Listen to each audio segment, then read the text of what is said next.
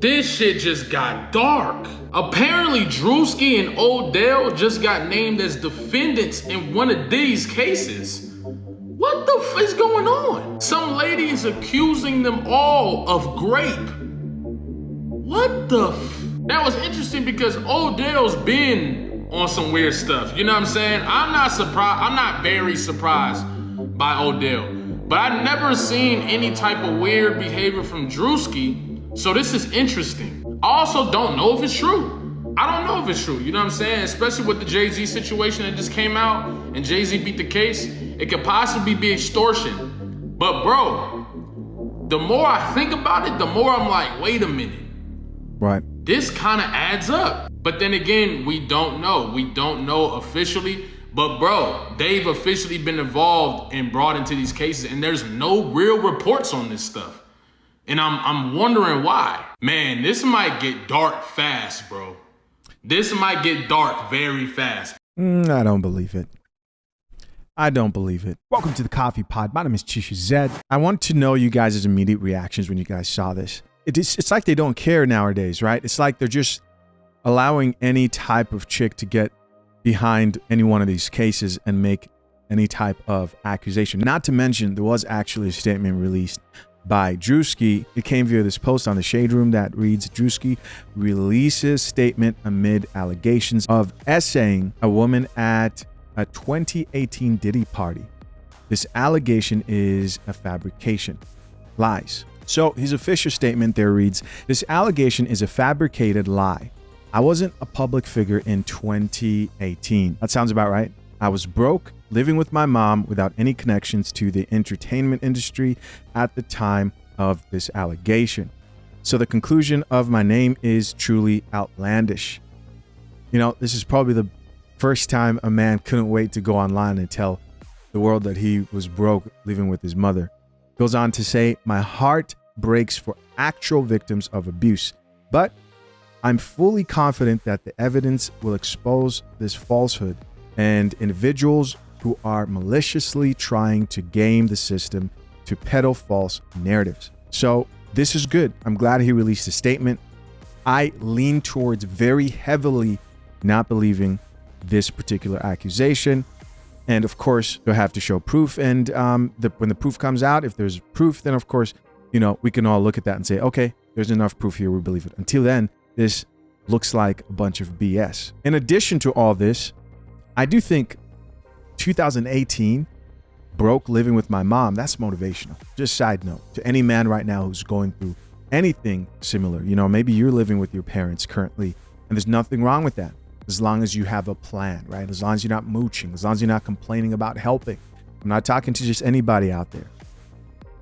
But to the men who have a plan, a lot can change. You know, 18 to 2025 isn't a very long time when you focus and work hard. Shout out to the growth. Let's get back into the story. Let's read a few of these comments. Top comment here reads, only thing this brother was assaulting in 2018 was a vending machine. Yo, they're on him. They're on him. Somebody else here added, anyways, how many people are thankful for God letting them see another day? Yeah, see, people are really acting like all this doesn't matter.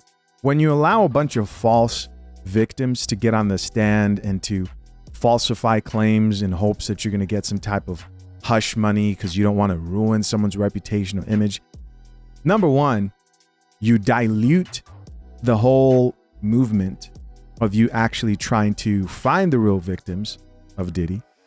And number two, you know, I think nowadays, for any man who's been through this, you kind of just assume that like, oh, okay, somebody has something against Druski, obviously, somewhere, and we might see it again, and people prepare, and their fan base grows. It doesn't work.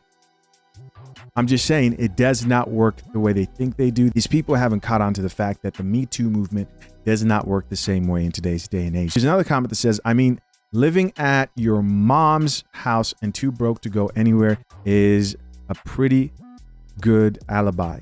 I believe him. Another person here says, he definitely was not invited to no Diddy party in 2018. He said, I wasn't even invited to the party. I couldn't get in. Here's somebody else who says, damn, have he even been famous that long? And has he even been famous that long? Somebody responded back and says, you didn't even read it. Yeah, she doesn't do much reading at all. And so here's Odell Beckham Jr.'s statement. It says here, responds to allegations after being named in Diddy's legal case. It says, boy, I'll tell you what, this world makes absolutely no sense. I'm covered by God. He will prevail. I know who I am.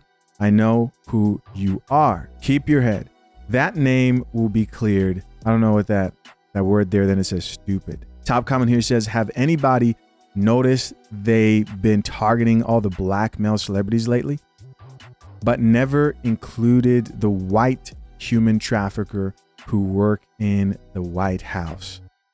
Here's another person who says, one thing that's a noticeable trend is the takedown of the black man. Another person here added, nah, they tried it with Druski. That boy was broke living with his mama. You know, I said the exact same thing about the Diddy case.